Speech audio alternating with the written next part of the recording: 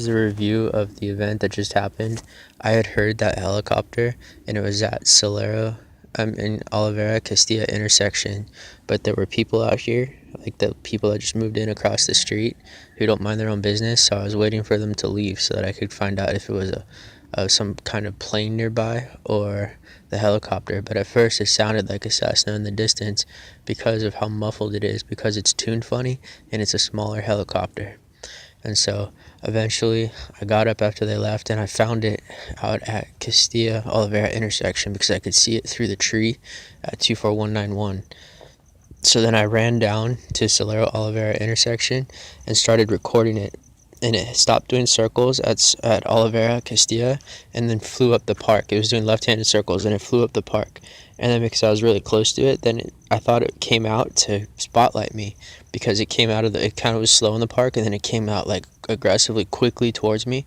So I thought they were going to try to spotlight me. So I booked it back to my house.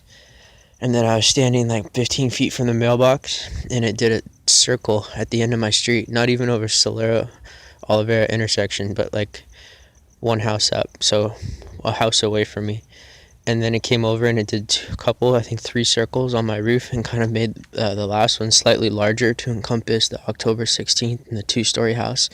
And then it went behind the 2-story house tree, and then it did a U-turn in the same place that the UN copter did the U-turn when it had an interaction with the police helicopter that morning.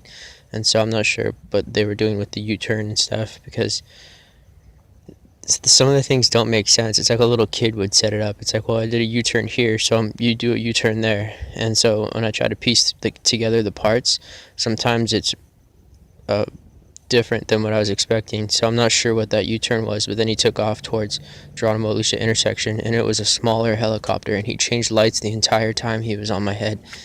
Now he's coming back up Solero Deseo intersection.